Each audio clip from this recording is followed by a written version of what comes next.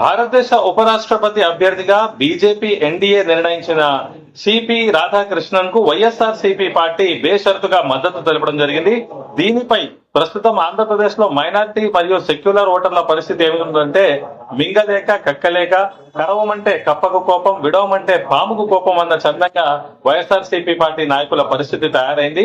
YS Jaganmohan Reddy ఏదైతే వక్ఫ్ బిల్లుకు మేము వ్యతిరేకంగా ఉన్నామో, మేము పూర్తిగా ముస్లిం మైనార్టీల ఛాంపియన్ అన్న వైఎస్ఆర్సీపీ ఇప్పుడు తీరా ఉపరాష్ట్రపతి క్యాండిడేట్ లో బీజేపీకి సపోర్ట్ చేయడం అనేది చాలా వివాదాస్పదంగా మారింది. రాష్ట్రానికి చెందిన జస్టిస్ బి సుదర్శన్ రెడ్డి మచ్చలేని వ్యక్తి. అటువంటి వ్యక్తిని ఉపరాష్ట్రపతి అభ్యర్థిగా ప్రకటించినప్పుడు జగన్మోహన్ రెడ్డి గారు ఎంతో బాధ్యతగా వైఎస్ఆర్సీపీ పార్టీ తరఫున తనకున్న రాజ్యసభ మరియు లోక్సభ సభ్యులతో ఓటు వేయాల్సింది.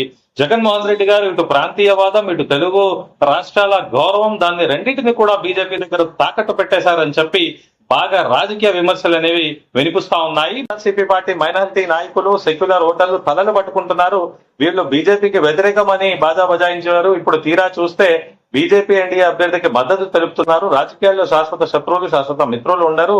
అది ఆలోచించుకుని అయినా జగన్మోహన్ రెడ్డి ఖచ్చితంగా అలయన్స్ కు సహకరించాల్సిందని చెప్పి జగన్మోహన్ రెడ్డి గారు తీసుకున్న స్టాండ్ పై బొత్స సత్యనారాయణ గారి ప్రకటన తర్వాత వైఎస్ఆర్సీపీ మైనార్టీ నాయకులు, మాజీ ఎమ్మెల్యేలు, ఎమ్మెల్సీలు, చైర్పర్సన్లు ఇప్పుడు ప్రస్తుతం జగన్మోహన్ రెడ్డి గారికి రాజ్యసభలో 10 మంది ఎంపీలు ఉండగా 2 రాజీనామా చేయడం జరిగింది. ఇటు లోక్సభలో గెలిచిన 4 ఎంపీలు ఉన్నారు. మొత్తం 12 మంది ఏదైతే ఉన్నారో వీళ్ళందరూ కూడా ఎన్డీఏ అభ్యర్థికి మద్దతు తెలపడం అనేది ఇప్పుడు చాలా షాకింగ్ న్యూస్ గా ఆంధ్రప్రదేశ్ లో వైరల్ గా ఈ వార్తలు చక్కర్లు కొడుతుంది. చూడాలి మరి వైఎస్ జగన్మోహన్ రెడ్డి గారు దీనికి ఎలా సంజాయిషి ఇచ్చుకుంటారో, మరియు వైఎస్ఆర్సీపీ మైనారిటీ నాయకులు, సెక్యులర్ ఓటర్లు ఎవరైతే బీజేపీ ఒక మతతత్వ పార్టీ అని ఏదైతే వక్ఫ్ బిల్ తర్వాత పోరాటం చేస్తున్నారో ఇక వాళ్ళు ఏ స్టాండ్ తీసుకుంటారో చూడాలి.